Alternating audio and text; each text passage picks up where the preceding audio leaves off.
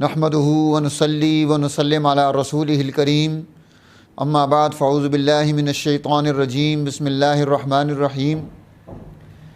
فقہی مسائل کے اعتبار سے ہماری جو گفتگو چل رہی ہے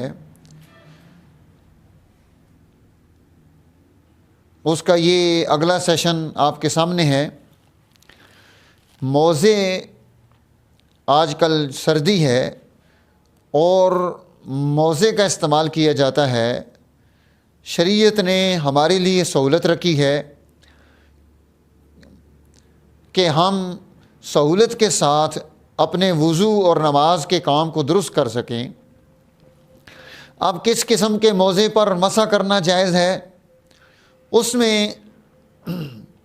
ایک تو وہ موزہ ہے جو چمڑے کا ہوتا ہے اور جس سے ٹخنے ڈھک جاتے ہیں، اس موزے پر مسح جائز ہے۔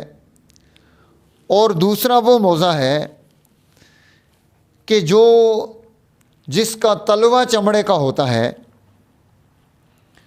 اور وہ سوتی اور مضبوط اونی موزے ہیں۔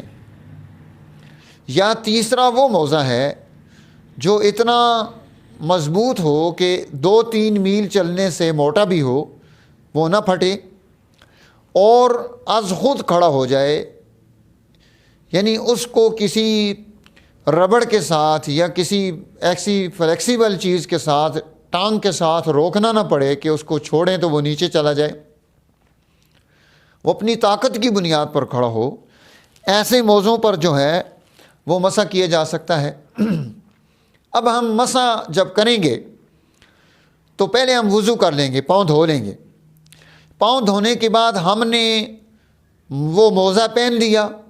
اس کے بعد اگر ہم مقیم ہیں، یعنی اپنے گھر میں ہیں، اپنے علاقے میں ہیں، تو ہم 24 گھنٹے دن رات، ایک دن رات جو ہے وہ موزے کا استعمال کر سکتے ہیں۔ اور اگر ہم مسافر ہیں تو 72 گھنٹے، یعنی 3 دن اور 3 راتیں مسافر کی حالت میں کہ ہم سفر گھر سے نکل گئے تو ہم وہ موزہ 3 دن اور 3 راتیں استعمال کر سکتے ہیں۔ اسی طرح موزے پر مسح جب شروع ہوگا، جب آپ نے وضو کر کے موزہ پہن لیا، اس کے بعد جب آپ کا وضو ٹوٹا ہے تو اب آپ موزے پر مسح کریں گے۔ اور مسح جو ہے موزے کا، یہ اس کے اوپر کے حصے پر ہوتا ہے۔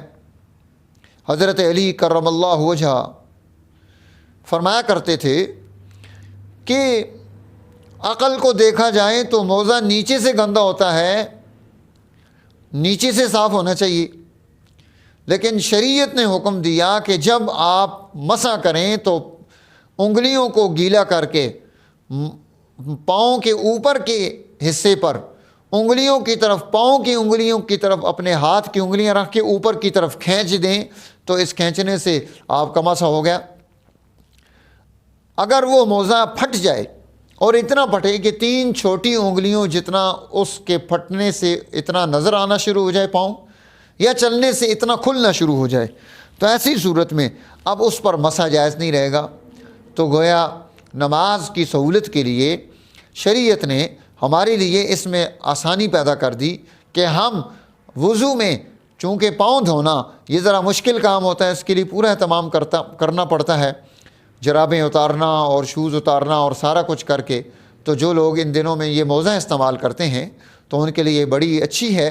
اللہ تعالی ہمیں دین پر عمل کا جذبہ نصیب فرمائے اور دین کی جو خوبیاں ہیں اور جو کمالات ہیں وہ حاصل کرنے کی توفیق نصیب فرمائے۔